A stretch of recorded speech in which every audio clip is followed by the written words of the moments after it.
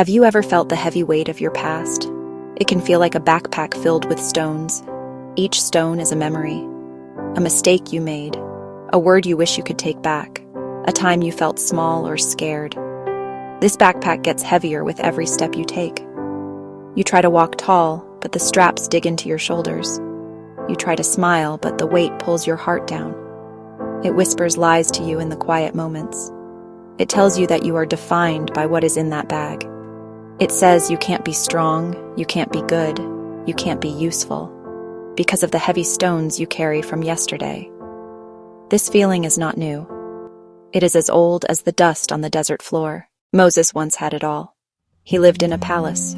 He was called a prince of Egypt. He wore fine clothes. He ate the best food. He was raised by Pharaoh's daughter. From the outside, his life looked perfect. He had power. He had position. He had a future that seemed paved with gold. Educated in the wisdom of the Egyptians, a man of great influence. But deep inside there was a secret.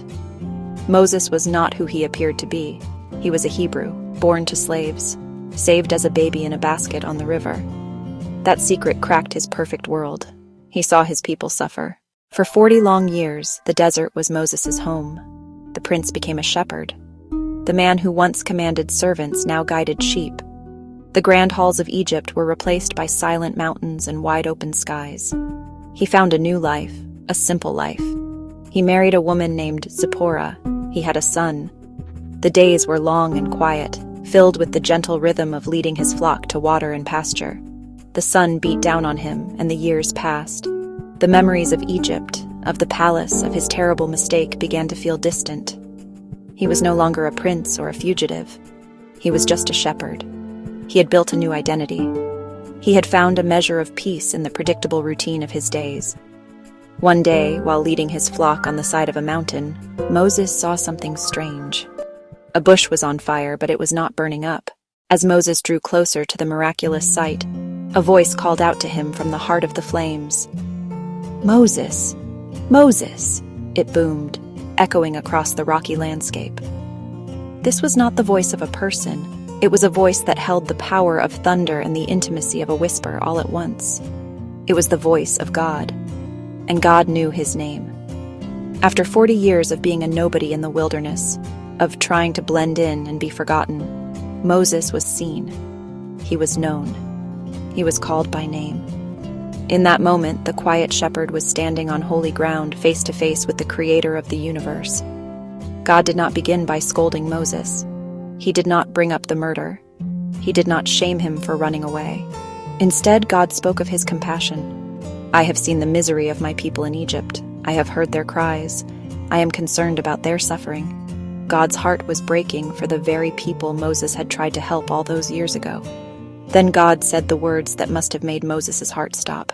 "So now go." Moses' reaction was immediate and full of doubt. Who am I that I should go to Pharaoh and bring the Israelites out of Egypt? A man who feels completely unqualified. He looked at his hands. An aging shepherd's hands, not a prince. He looked at his past. Murderer, fugitive. You've got the wrong guy, God. I'm not a leader, I'm a runaway. I'm not a hero, I'm a failure. All his weaknesses, past mistakes, insecurities. The backpack of stones felt heavier than ever. This is a feeling we all know, isn't it? A challenge appears, a chance to lead, to help, to speak up, and we think we can't. Who am I to offer advice? My life is a mess. Like Moses, we disqualify ourselves. We let the ghosts of our past convince us we're not good enough, not smart enough, not strong enough. But look at God's answer. He didn't argue with Moses. He didn't say, "You're wrong, Moses. You are qualified." I will be with you. Even with God's promise, Moses was still afraid. He was stuck on his own limitations. He argued with God again. "I have never been eloquent. I am slow of speech and tongue."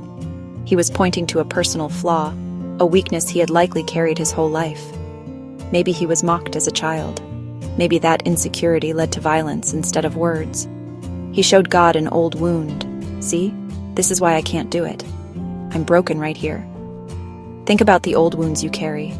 Maybe it's a fear of public speaking from being embarrassed in school. Maybe it's reluctance to trust after a betrayal. Maybe it's feeling worthless because someone told you you'd never amount to anything. These wounds become part of our identity. We build our lives around them, careful not to touch them or let others see them. God's response is gentle and powerful. He asks, "Who gave human beings their mouths? Who makes them deaf or mute? Who gives them sight or makes them blind? Is it not I, the Lord?" God reminded Moses he was the author of his life, even his weaknesses. The thing Moses saw as a disqualification, God saw as an opportunity. Every one of us has an Egypt. It is that place, that memory, that person, or that mistake from our past that holds power over us. It's the place we ran from. For some, Egypt is a past addiction. The thought of facing the triggers, the people associated with that time, is terrifying. For others, Egypt is a broken relationship. Offering forgiveness feels impossible. Asking for forgiveness feels impossible, like facing a pharaoh with a hardened heart. For many, Egypt is a secret failure, a moment of shame buried deep in the sand. It is the source of your deepest "who am I?" questions. Like Moses, we build a new life in the wilderness. We find our own flock of sheep to tend to, a safe job, a predictable routine, a small circle of friends. We manage our lives to avoid ever having to go back to Egypt. We tell ourselves we have moved on. We tell ourselves we are fine. But in the quiet moments, we still hear the cries of the people we left behind, or the person we used to be.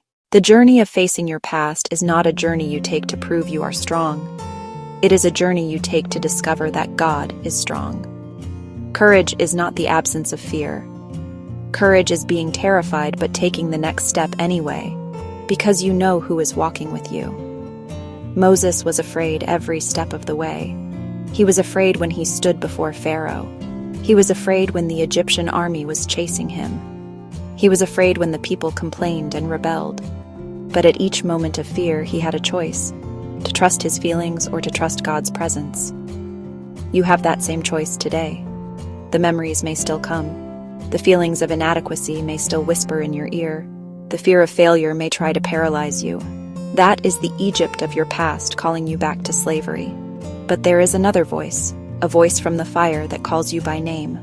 Walk back toward your past, not in fear but in faith, and watch as he turns your place of failure into a monument of his faithfulness.